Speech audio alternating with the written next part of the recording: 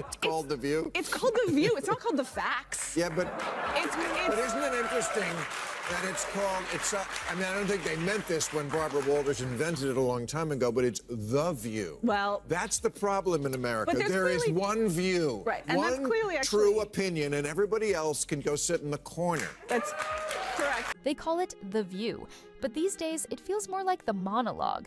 Once a space designed for the exchange of diverse perspectives, it has gradually turned into an echo chamber where ideological purity is praised louder than logic and dissent is treated like treason. But every now and then, the script breaks, the spotlight wavers, and the carefully curated performance collapses under its own contradictions.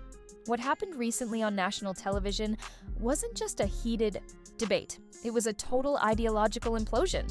And at the center of this spectacle, Sunny Hostin, a woman so accustomed to applause, she forgot what pushback sounds like. Sunny, a former federal prosecutor and current co-host of The View, has built a reputation on courtroom-style rhetoric. Her weapon of choice? Moral certainty.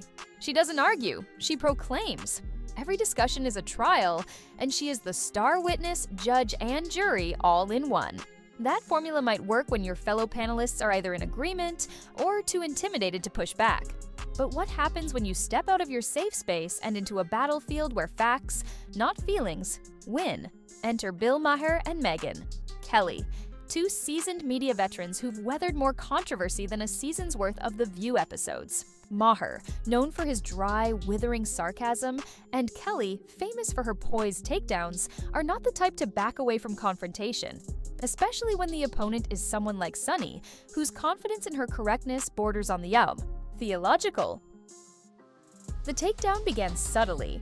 Maher appeared on his own show, responding to a recent segment on The View where Sunny had taken aim at him. Instead of ranting or yelling, Maher smiled. He dismissed the idea that her criticism was meaningful, and calmly dismantled the notion that karma had somehow come for Whoopi Goldberg, who had also recently found herself in hot water. "There's no such thing as karma," he said flatly. "Get over that."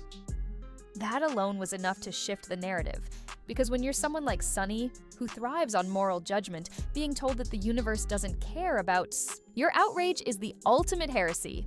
But the real explosion came when Megyn Kelly joined the conversation. She didn't shout, she didn't roll her eyes, she didn't even raise her voice. What she did was far more devastating. She used facts. Cold, hard, uncomfortable facts. She responded to Sunny's sweeping declarations with statistics, sourced information, and quiet logic. And in that moment, everything Sunny had built began to fall apart. Sunny's signature move, framing every topic through the lens of racial injustice, was suddenly under the microscope. Whether the panel was discussing global politics, TikTok, trends, or even condiments, Sunny somehow always managed to steer the conversation back to systemic oppression. It had become so predictable that even her fellow panelists seemed weary. But this time, the usual nods and murmurs of support were replaced by silence, skepticism, and finally, opposition. It all started with a debate about global superpowers. Alyssa Farah, The View's designated Republican commentator, expressed concern that if America lost its standing as a global leader, the vacuum wouldn't be filled by Denmark. It would be filled by China. A regime, she pointed out, that currently runs concentration camps for Uyghur Muslims and enforces strict racial hierarchies. But instead of agreeing, Sunny pivoted. She didn't address the point about China's atrocities. She didn't even acknowledge them. Instead, she launched into a monologue about how patriotism and the American flag had been co-opted by the political right. This, of course, is classic Sunny. Never respond to the argument at hand. Instead, redirect, reframe, and rebrand every concern as a symptom of deeper oppression. But this time, the redirection didn't work. Maher and Kelly weren't interested in playing that game. They stayed on topic. They pointed out how Sunny's argument, no matter how passionately delivered, wasn't just wrong. It was irrelevant. The conversation moved swiftly into dangerous territory for Sunny. Facts. Kelly noted how Sunny frequently brought up her legal credentials, almost like a verbal name tag. As a lawyer, she'd begin, only to follow it with something wildly speculative, legally questionable, or just downright illogical. It had become a kind of performance art, an exhibition of authority without substance. And when Kelly pointed that out, the damage was immediate. You could see it on Sunny's face. The frown of moral disappointment, the tightening jaw, the body language of someone who'd just been publicly corrected and couldn't stand it. But the most brutal moment came when Sunny invoked one of her most controversial comparisons, likening the January 6th Capitol riot to the Holocaust and slavery. This wasn't a one-off misstatement. It was a reflection of how far Sunny was willing to go to dramatize her political views. Kelly didn't explode in outrage. She didn't call names. She simply pointed out how absurd the comparison was, and how offensive it might be to those who had actually endured slavery or genocide. Again, the logic was simple, and again, Sunny had no defense. Because at the end of the day, Sunny Hostin isn't used to defending her ideas. She's used to declaring them. When those declarations are met with silence or applause, they feel powerful. But when they're met with scrutiny, they begin to unravel. And unravel they did. Even Whoopi Goldberg, usually Sunny's ideological ally, seemed to tire of the constant moral grandstanding. At one point in a debate over the term woke, Whoopi asked for a break, literally. "We're going to break," she said, exasperated, as Sunny and another panelist shouted over each other. That's not the sign of a healthy conversation, that's the sign of a panel descending into chaos. And through it all, Bill Maher remained calm. He let Sunny's tirades bounce off him like soft rubber bullets. He's been through too many cultural wars to be rattled by a former prosecutor with a persecution complex. His rebuttals were gentle but devastating. "You can hate Donald Trump," he said at one point, "but you can't hate everyone who voted for him. That's half the country." That statement, more than any other, encapsulated the heart of the debate. While Sunny wanted to divide the world into good and evil, Maher insisted on complexity. Megyn Kelly, for her part, didn't just dismantle Sunny's arguments, she dismantled Sunny's entire rhetorical playbook. She pointed out how Sunny treated every disagreement as a threat to democracy, how she relied on feelings instead of facts, how she played the victim the moment her logic was challenged, and most importantly, how she transformed every debate into a performance where dissenters were villains and she was the heroine. But heroes need truth. And on that day, Sunny had none. The most damning moments weren't even the loudest. They were the quiet ones. Those brief pauses after Sunny spoke, where no one clapped, no one nodded, and no one even tried to save her. The silences said it all. Her authority, once absolute, was now in question. And in the court of public opinion, hesitation is guilt. Sunny's downfall wasn't because she lacked passion. It was because she lacked humility. The inability to acknowledge a flaw or concede a point is what transforms a thinker into a zealot. And in this battle, zealotry met its match, not in rage, but in reason. But the most tone-deaf element of Sunny's performance was her complete misunderstanding of comedy, particularly Bill Maher's comedy. She treated satire like it was a hate crime and sarcasm like it was treason. The irony? Maher's entire career is built on making fun of everyone. Liberals, conservatives, atheists, believers, he spares no one. But to Sunny, humor that doesn't flatter her worldview is dangerous. This ideological allergy to laughter reached a fever pitch when Alyssa Farah brought up Trump attending the funeral of a fallen officer while Biden opted for a podcast interview. Instead of engaging with the optics or discussing the impact, Sunny's co-host Whoopi Goldberg exploded in rage. You could almost hear the gears grinding as Sunny scrambled to turn the moment into another moral indictment. But once again, Kelly cut through the noise. She reminded viewers that hyperbole isn't the same as evidence, and emotional outbursts don't automatically win debates. And then there was the infamous red hat comparison. Sunny implied that wearing a MAGA hat was equivalent to donning a swastika. It wasn't a metaphor. It was a rhetorical Molotov cocktail, hurled with no regard for history, nuance, or the millions of Americans who, like it or not, still support Trump. Maher's response was immediate and surgical. "I don't want to live in a country where I hate half the population," he said. And just like that, the temperature dropped, because he had just said what millions were thinking but too afraid to admit. While Sunny flailed, trying to turn every disagreement into a threat against democracy, Kelly remained unshaken. Her tone never shifted. Her arguments never wavered. It was like watching someone defuse a bomb with one hand while sipping coffee with the other. And that was what made it so brutal. The calm, the control, the surgical precision with which she deconstructed Sunny's outrage. But perhaps the greatest tragedy here isn't that Sunny lost a debate. It's that she never expected to be challenged in the first place. She had spent so many years in a bubble, surrounded by applause, flattery, and ideological comfort, that she forgot how to engage in real conversation. She thought her passion was a shield. She thought her background was a sword. But when confronted with people who didn't care about her resume or her tone, she had nothing left but volume. As the debate unfolded, you could see her unraveling in real time.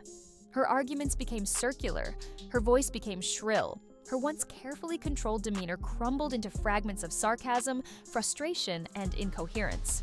Every time she tried to reclaim the high ground, Maher or Kelly would pull her back to earth with a single word or sentence. There was no yelling, no chest thumping, just calm, confident dismantling. It was like watching someone bring a protest. Signed to a chess match. Even Sunny's body language betrayed her. Crossed arms, shaking head. That familiar, "how dare you" expression she wears when someone refuses to validate her worldview. You could almost see her calculating the next emotional appeal, hoping it would land. But it never did. Because once you're exposed, once your rhetorical tricks are laid bare, the audience no longer plays along. And the audience wasn't playing along. Comment sections exploded. Viewers across the political spectrum chimed in, not with hate, but with exasperation. People weren't offended by Sunny's beliefs. They were exhausted by her performance. The righteous lectures, the weaponized victimhood, the assumption that disagreement equals bigotry. All of it had become too much. And in the face of that exhaustion, Bill Maher and Megyn Kelly didn't just challenge her, they broke the spell. They didn't need props. They didn't need applause. They didn't even need to raise their voices. Because when truth enters the room, theatrics become unnecessary. And this time, the truth came dressed not in outrage, but in clarity. By the time the segment ended, it wasn't even a contest. Sunny had stopped responding with arguments and had started responding with noise. That's what happens when someone realizes their script no longer works. They get louder, more dramatic, more desperate, but volume never trumps substance. And that's the lesson Sunny learned, live, in front of millions. Kelly closed with a soft smile, her words as sharp as ever. Maher leaned back in his chair, clearly unfazed. And Sunny? She was left clutching the remnants of her credibility, like a magician whose final trick had failed, and whose audience had already left the theater. This wasn't just a clash of opinions. It was a referendum on a media culture that prizes performance over principle. And for once, the performance was exposed for what it really was. A tantrum dressed as activism. Sunny Hostin's downfall wasn't loud. It was quiet. And that made it worse. Her strategy had always been the same. Turn disagreement into offense. Make passion look like proof. And frame every challenge as oppression. But when Bill Maher and Megyn Kelly refused to take the bait, the cracks began to show. She threw out historical references, emotional appeals, and half-formed accusations. None of it landed. Megyn calmly corrected her with facts. Maher reminded her that disliking a politician doesn't justify hating half the country. The power she relied on, moral outrage, had no effect when her opponents simply didn't flinch. Even her co-hosts began to falter. Whoopi called for breaks. The audience stopped clapping. The silence said what no one needed to. Her message no longer carried weight. In the end, Sunny didn't just lose an argument. She lost the illusion of being unchallengeable. And for someone used to applause, that silence was the loudest sound of all. Sunny Hostin's greatest flaw wasn't what she said. It was how certain she was that no one would dare to challenge it.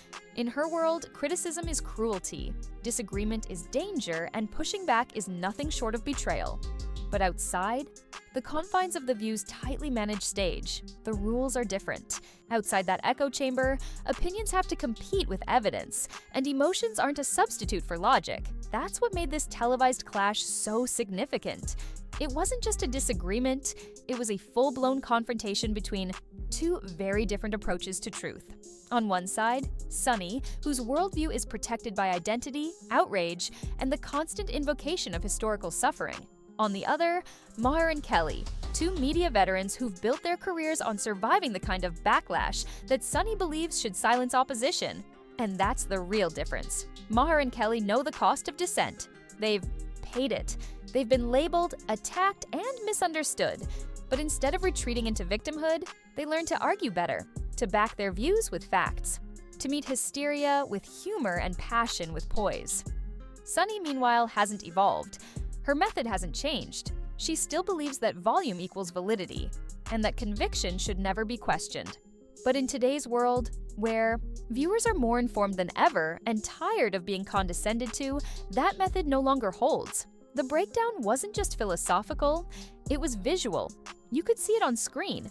As Maher calmly explained why equating MAGA hats with Nazi symbolism was both offensive and lazy, Sunny's jaw tightened.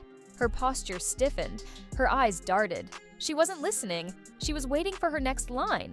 And when Kelly, in her signature composed tone, pointed out how The View had issued multiple legal corrections after Sunny's misstatements, there was no denial, no rebuttal, just silence. Because how do you argue with facts that are already documented? The implosion wasn't explosive. It didn't come with shouting or slamming fists.